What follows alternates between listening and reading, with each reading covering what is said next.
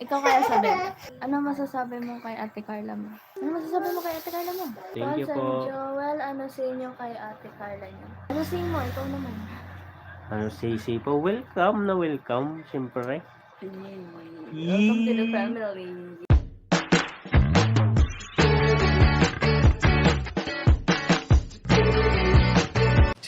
Si Kuya Jens, ano yan, reactor natin yan.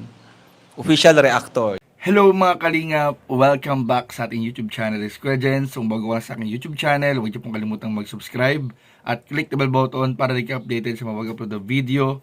At huwag po nating kalimutang suportahan ng Team Kalingap sa pangunguna ni Kuya Val Santos Matubang, Ate Edna Vlog at syempre ni Kalingap Rob.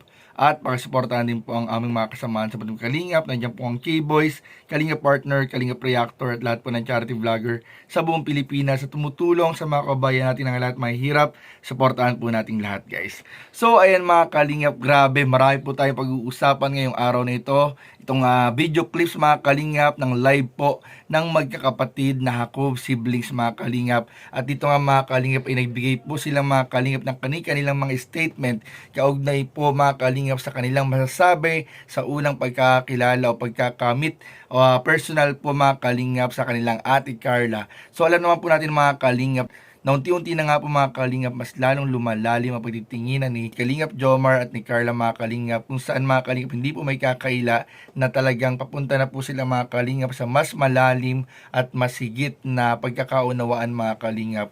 At dito nga mga Kalingap ay malalaman po natin ang importansya din mga Kalingap kung gaano ba kahalaga sa isang relasyon na kasundo dapat ng isang karelasyon ang kapatid ng kanyang nobya o nobyo mga Kalingap. So dito mga Kalingap makikita po natin kung anong masasabi ng mga kapatid ni Jomar at ng kanyang pamilya sa nag-iisang bebe ng kanilang Kuya Jomar, walang iba kundi ang ating Kalingap Angel na si Carla mga Kalingap. At mamaya mga Kalingap, panoorin din po natin pang ilang mga pasilip at mga video clips mga Kalingap ng ilang video ng ating mga kasamahan sa Kalingap, kung saan bibigyan din po natin ito ng reaction video sa mga susunod nating vlog mga Kalingap. At abangan din po kung kailan nga ba talaga may papalabas ang susunod na episode, part 33 ng Tambalang Jomcar. Dito lang yan sa Team Kalingap. Kaya tututok lang po tayo mga Kalingap. At sa ngayon mga Kalingap ay panoorin po natin at bigyan natin ng reaction video in 5, 4, 3, 2. Ikaw kaya sabi, ano, ano masasabi mo kay Ate Carla mo? Ano masasabi mo kay Ate Carla mo? Thank you San po. Joel, ano sa inyo kay Ate Carla niyo? So, ano sa mo? Ikaw naman. Ano, Sisi po, welcome na welcome, siyempre. Welcome to the family. Ano, Jacket po. Ma'am na sobrang Celine bait din po ni Aragon. Ate Carla. Maganda po ba si Carla sa personal? Opo. Oo daw po, grabe Hi, naman. Papa Joms. Hey yo, bro. Hey, yo, Hey, yo, Papa bro. Joms. Speaking of po. Hello, Wait, against the light. Alright. against the world. Okay na. Ay, kumakain po pala si Kuya. Ay, kaya pala hindi po mapayat.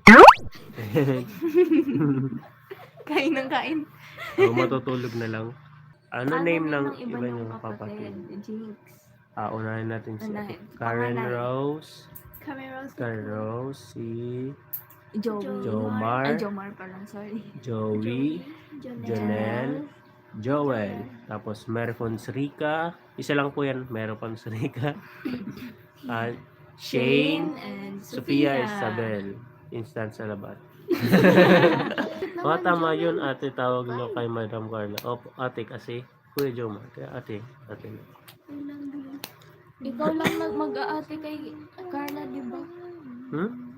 Ito lang mag-aate kay Carla kasi 1 year older si Shane. Oo.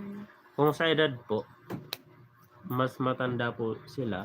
Kahit kitang-kita naman talaga. Kaya sila po, mas matanda po. Joel, magiging ate nyo si Carla pag naging sila kasi kuya nyo pa ba dyan sa Oo nga po. Kahit ngayon po, ate na po tawag ko sa kanya. Ganun yun? Ganun talaga yun. Kasi kuya nyo si Kuya Jomar. Kaya mag-ate nyo yan.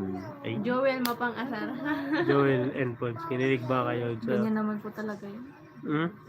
Mm-hmm. Hindi naman po ako Mapang-asar po talaga siya mapang-asar. on and off kami. Real talk.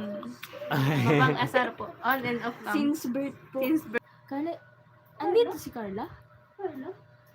Carla, pa-comment ka nga po kung andito ka.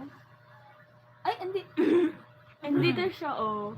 Ay, wow. Hello po, ate Pons, Kuya Joel, ate Shane and Sophia. Good morning night po. Pajacket po, Kuya Joel. Good evening po. Hello Ate. jacket. Hello, Carla. Hello, Carla. Jacket. Jacketan natin. Nagpapajacket. Hello. Okay na po. Akin na. Akin na po. Thank you po. Smile. Naka-cover. Smile. Hi. This is me, bebe ko. Ay! Tira mo si ate na yung nagre-recommend sa'yo. Oh, Ay, ako natin na mo, pag gumaya patay na. Nagkakalag talagang ba? Try mo to. Oh, teka lang, di ka na naman marunong. Baligtad. Ay! Ay, ano to, binaligtad mo pag yan, girl. Ay, ano to, binaligtad. Nasa na, bulsa? Nasa... Messi lang. Oh, yan na. Oo, ba't mo tinatakpan yung mga bagay na yan? Pag initatakpan mo, kumapimples. Yan, ganyan ang peg. Pag wala ka pang boyfriend, magkakaroon ka. Tara!